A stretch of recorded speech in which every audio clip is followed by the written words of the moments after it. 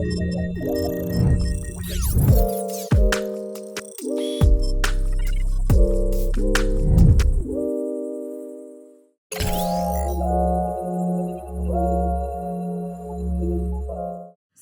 when you as a consumer today buy a packaged good, you are responsible for the waste management of that package. You pay the disposal costs through your taxes, which go to your municipality and to the haulers.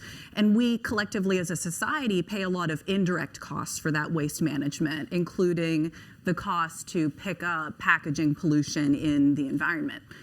So that means that in today's paradigm, the company that chose to use that packaging, the brand, really doesn't have any economic incentive to use less packaging or more sustainable packaging. But what if they were responsible for those disposal costs? Then what kind of incentives could we produce to try to use less or better packaging? And this is exactly what extended producer responsibility, or EPR, for packaging aims to do. So EPR is a policy approach that aims to shift the costs of disposal of a product, in this case packaging, from consumers and municipalities onto the brands who produce that product, again, in this case packaging. So there are actually 5 US states, Colorado, Oregon, Maine, California, and Minnesota, who have passed packaging EPR laws, and they're working on implementing them now. Several other states have put bills on the table, and a number of countries have been doing packaging EPR for decades.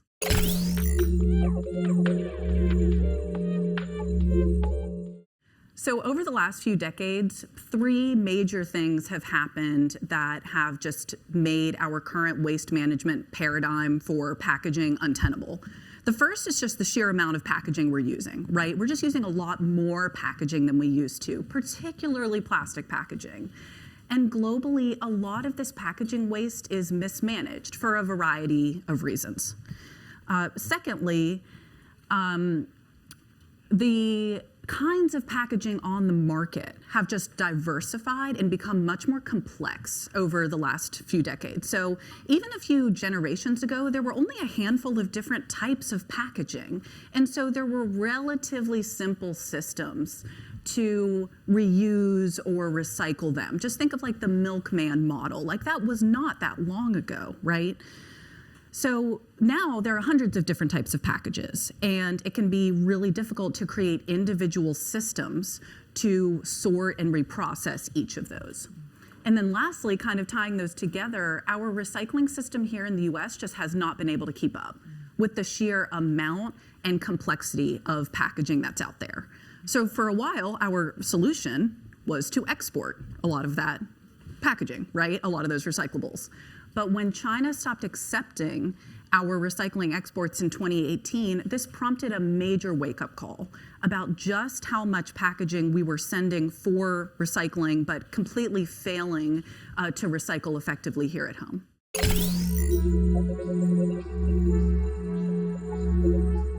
So naturally, the next question is, what does it actually look like to hold producers responsible for the end of life of their packaging?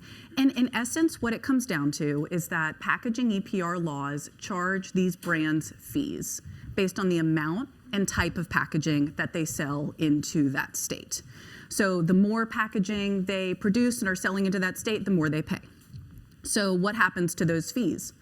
Those fees go to a group called the Producer Responsibility Organization. You'll hear PRO or PRO, and we'll talk more about them in a second.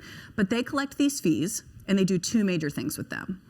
The first is that they pay for the proper disposal of all of this packaging waste. And that is done more or less as a direct reimbursement to the municipalities for their costs. So this, in essence, holds those brands financially responsible for that proper disposal. And then the second thing that they do is they will use some of those fees to fund long-term improvements in the waste management system.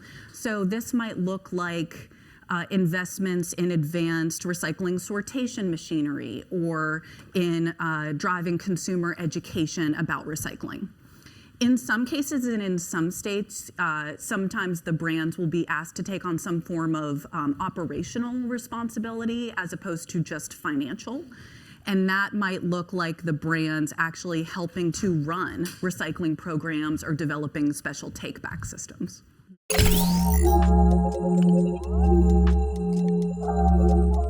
Yeah, so I use the word producer and brand interchangeably pretty much in this discussion, and that's because for the sake of packaging EPR, the producer is almost always the brand whose logo appears on that packaging, right? And that's because they are the ones making the decision about what kind of packaging to use. They're in the best position to make a decision about whether they could use less or different packaging. So the brands are the producers. So all of these brands join this group called the Producer Responsibility Organization, PRO or PRO. And that PRO is typically a nonprofit organization that all of these producers join. And in order to become the PRO needs to apply. And the state agency, whoever's running, implementing the law, kind of whoever that like EPA is for the state, chooses who that organization is, and the PRO and the government work together to successfully implement and run the program. So you may be wondering, who is the PRO, if we know, in the states that have EPR? And so far, there's actually only been one, and that's the Circular Action Alliance, CAA. And CAA was founded by a group of about 20 of the US's largest retail and CPG companies. And what it's looking like is that they're going to be a national level organization that has kind of these state level franchises, because they've been the only organization that's been approved as the PRO across these multiple states. So with very minor exceptions, all of the other brands will need to join CAA in order to comply with the law.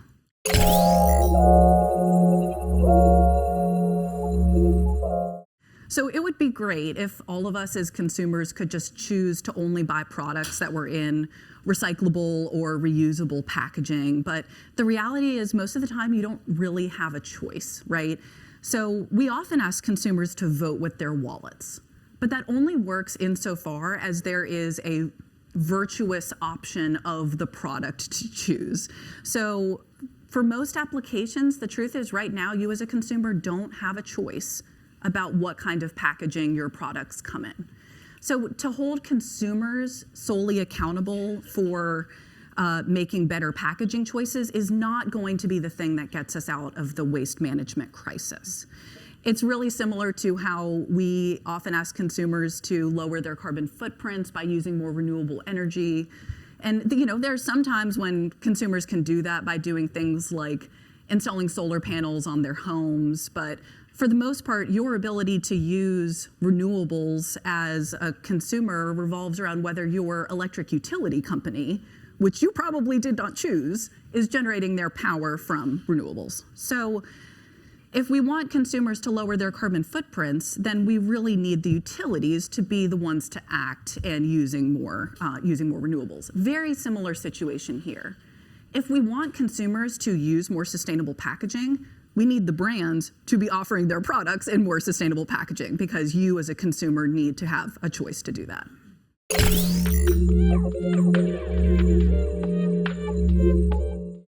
So those EPR fees charge the brands based on the amount and type of packaging that they sell into that state. So let's break that down. So in terms of amount, pretty straightforward, right? The more packaging you're selling into that economy by the pound, the more you as a brand are going to pay in fees. So that creates pretty obvious incentives to use less packaging where you can. So we anticipate that EPR will help eliminate some of that unnecessary packaging that we often encounter as consumers. Everyone's favorite or least favorite example is when you order something online and it comes in a huge box, right, for no reason, with a lot of extra cushioning or air pillows for no reason. We expect that those situations are going to decrease over time with EPR. And then the second thing that I mentioned was that those fees are often higher for more difficult to recycle packaging. So that means there are going to be these incentives that come about to use more recyclable packaging for the brands. But there are other reasons to do so as well, aside from just the fees. A lot of times these EPR laws will establish targets or mandates. So for example, in the California law, there is a mandate that all packaging must be recyclable or compostable by 2032. So that's all the more reason outside of the fees for the brands to be using more recyclable packaging. Keeping in mind that we don't yet know what any of these fees are in any of these 5 states because they haven't been fully implemented yet, it's possible that there will also be lower fees for things like when brands use recycled content or if there's some other sustainability attribute to the packaging. But for now, what we know is that brands will be incentivized to use less and to move to more recyclable and sometimes more compostable packaging.